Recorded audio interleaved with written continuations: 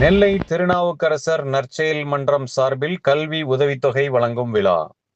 நெல்லை திருநாவுக்கரசர் நற்செயல் மன்றம் சார்பில் கல்வி உதவித்தொகை வழங்கும் விழா கதீட்ரல் காலனி பைம்பொழில் கு.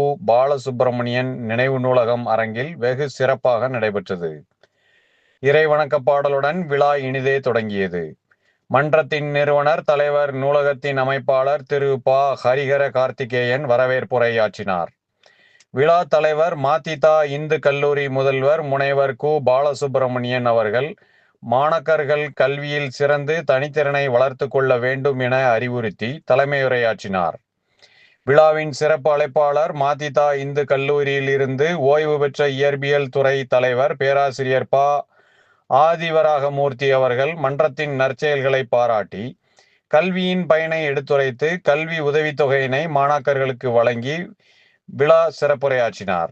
மன்றத்தின் துணை செயலாளர் சீர்மிகு கைலாஷ் கட்டளை மதித பள்ளி தலைமை ஆசிரியர் திரு மு. சோமசுந்தரம், அறிவியல் பட்டதாரி ஆசிரியை திருமதி கு. சுப்புலட்சுமி ஆகியோர் முன்னிலை வகித்தனர்.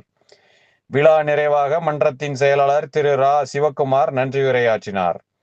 மன்றத்தின் துணைத் தலைவர் திரு ப. வேலாயுதம், பொருளாளர் திரு சி. கோபி, செயற்குழு உறுப்பினர்கள் திரு கோ. சீதாராமன், திரு நெல்லை கோமான், திரு பழனிக்குமார், திரு பேச்சிமுத்து, திருமதி கவிதா, செல்வி மோனிகா, மதித பள்ளி ஆசிரியர் திரு இரா. மணிகண்டன், ஆசிரியை திருமதி சு. மாரியம்மாள், செந்தில் ஸ்டுடியோ திரு செந்தில், திரு முருகேசன், திரு மாரியப்பன் ஆகியோர் கலந்து கொண்டனர். விழா நிகழ்வுகளை பாளை லயோலா கான்வென்ட் தொடக்கப்பள்ளி மாணவி ஹரி சம்யுக்தா சீதா தொகுத்து வழங்கினார். விழா இனிதே நிறைவேற்றது.